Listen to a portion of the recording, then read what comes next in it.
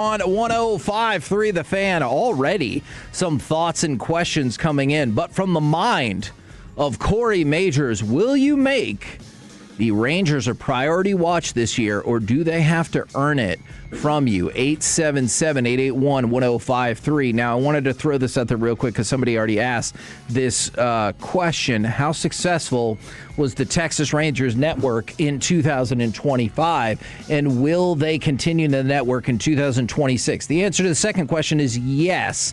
The answer to the first question is more complicated depending on who you ask, because at first it seemed like it was very, very successful, especially for a startup. There have been some things that have suggested that perhaps it's lagged a little bit more, and maybe that's part of the reason that Ray Davis has been less apt to spend money. So I think the answer to that question is a little bit more complicated, but it will be back this year. In that conversation, the simulcast pregame show, I thought that it was pretty good because they were carrying it here on the station too, and I thought that was fine. Now, obviously, I just love Eric and Matt.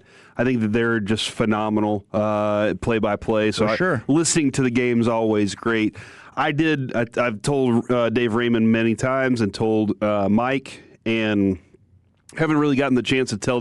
I've told David Murphy too. The product looked wonderful. They did some things that I thought was visually were really cool, but even better, I like Dave Raymond's storytelling about stadiums.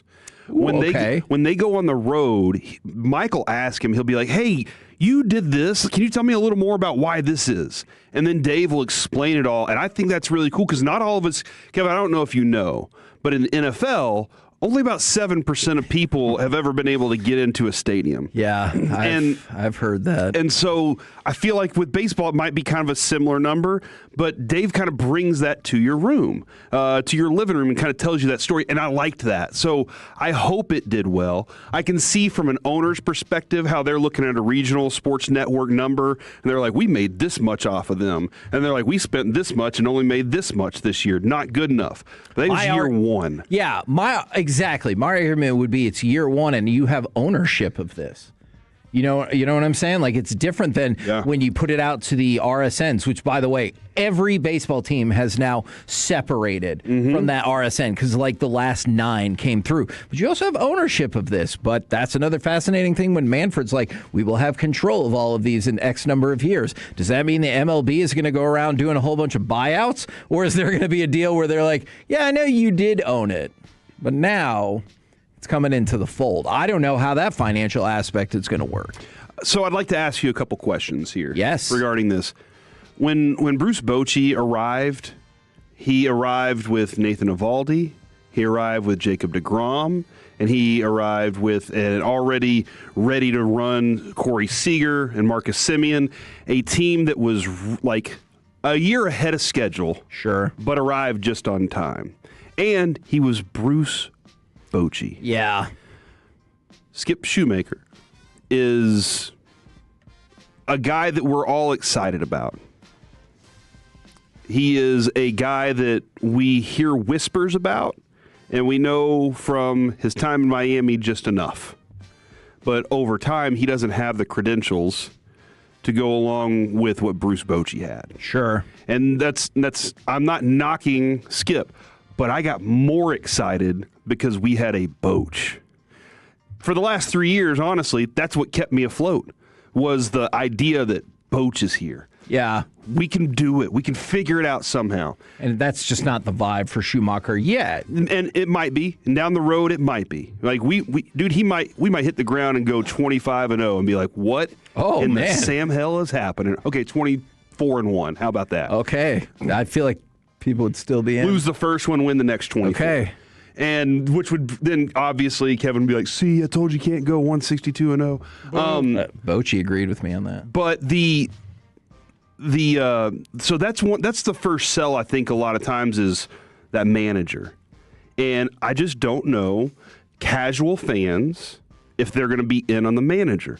Then Corey Seager's injury history has kind of put you in this I don't know if I can show up all the time for a guy that I'm just not sure when he's going to be in his groove. So he's a guy I like to watch. Wyatt is a guy I like to watch. those two pitchers are people I have to watch for the rest of their careers. So there are some priority things for me for this. But, man, last year put me in such a depressional funk that I could not get excited about a baseball game to save my life. I was trying, Kevin. Yeah. I enjoyed hearing Mike. I enjoyed hearing Eric and Matt and Jared do their thing. But, man, I just felt like this offense was going to be like pulling teeth the entire time, and it was. So when I considered your question, I thought about the question more from and I might be, on my own on this. I thought about it from an August and September perspective, because I will tell you right now, I can't envision any world in which the Rangers ever have to earn my viewership or attention or listenership, however you want to put it, in March, April, and May. I just can't. Like, I grew up in the Metroplex. I'm very similar to this person from the 817. I will be watching the Rangers because they hold a special place in my heart. And I feel like that's... You navigate sports with the season, too, a lot, right? Yeah, exactly. And so, I cannot, even if I didn't have this job, I cannot envision a scenario in which, before the All-Star break, I was like, well, I'm out on the Rangers, but I'm still super intrigued by your question, because I'm starting to see more and more people from the 469. They're gonna have to earn it. And then from the 561, I'll start out the new season, as I always do, with interest and open eyes. However, if our offense looks like it did last year, I might quickly bow out. And I've seen multiple people talking about that and saying earn. And one of the reasons is because they don't feel like the Rangers have put enough, I don't know, if you just think it's money or if you think it's time and effort as well, into making the team better, right? Yes. At least you're paper. Dead on right there. Something that makes me go, I got to go see this. Right now, I feel like I saw it. Nimmo isn't the injection of excitement for me. No. He could be, though. Because here's what I've always said. I've always said Nimmo can play on my outfield anytime. Because I have watched that dude play. He hustles. That being said, Adola's hustled last year in the outfield. Sure. It was at the plate where I was concerned about him. And Nimmo, I got thoughts on him. I hope I still get that hustle at this age from him. I am expecting to. But what at the plate can you do for me? Now, home runs aren't the only thing. Base runners, runs, scoring, whenever you need runs, being able to manufacture something or get something out of it, big-time hits, excitement in baseball. I didn't get that last year. Yeah. So I'm a little stunted right now because I expected a World Series championship and that thing to kind of linger and us be in the mix all the time, and we just reverted back to farm system team. Yeah, look, and or trade candidate team. And that's one of the reasons, by the way, I will always dislike people like Roger Clemens and Randy Johnson, is because I always felt like they were just pretending. Yes, like they might be interested in their too. Yeah. So another team would pick them up. I'll go to Texas. Yeah, but of course you will not. So somebody from the 817 brought up building the sport and the fan base, especially with the younger generation. And that's one of the things that you just said that I think ties into that is I don't know outside of kids who play baseball. And there are a lot of kids who play youth baseball. And I'm sure they're locked in to be like, oh my gosh, did you see the drop on that off-speed pitch? Or did you see the movement on that slider? I have no doubt. But, if you're just a kid who doesn't play baseball, are you watching for that 1-0, or are you watching because you're like, did you see how far Shohei just hit it? Can Stanton hit it farther? Can Judge? Can, whoever? Mm-hmm. Because it just seems like that would lend itself more to kind of the highlight culture that I know really helps the NBA, especially since the commissioner said that's all you really have to watch. And so this Rangers team, at least on paper, doesn't look like it's set up for that. And then from the 972, I can't really explain this, but I'll give it a shot. But these same people are still watching the effing Cowboys 30 years later because, And you're not wrong about the winning part, obviously. The Rangers have been to the World Series and won one of them 3 times in the last 15 years. You double that, and the Cowboys even gotten in the game to get to the championship game. But the reason why it's different is because the Texas Rangers, the baseball team, has never been part of national pop culture. It's true. It just never has. And so we all love the Texas Rangers. But think about it. You go back to the iconic look of Tom Landry, Sable with NFL Films, saying that, like, it's America's team and the hole is in the roof so God can watch his favorite team. That's how you pick up a fan in Taiwan or Oregon or wherever, that nobody ever goes, it was Cliff Lee time. That was outside of this Metroplex. It just didn't happen, with maybe the exception of when you picked up A-Rod. Then I felt like everybody was talking about the Texas Rangers or Nolan Ryan, but that dissipated quickly. Whereas in the 80s, they were everywhere, even when they weren't that good. When they were the 90s, they were the talk of the NFL, when they were winning off the field and then when they weren't. And they have an owner that just for whatever reason attracts people.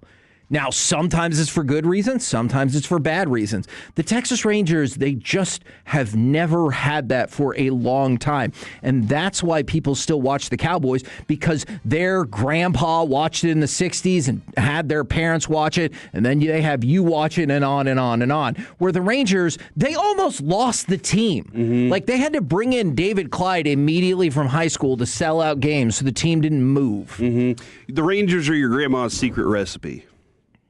Nobody in the world knows about it except for you. Sure. And you love it so much. Yeah. And that's why you're excited to get more of it this year, because it's your grandma's secret recipe. Sure. That's what the Rangers really are for us. Everybody else, you know what? That's my new nickname for the Rangers, Grandma's Secret Recipe. Had a good one last night. That's what I'm going to. I'm excited. I love opening day. I love spring training. For sure. I will be there for it.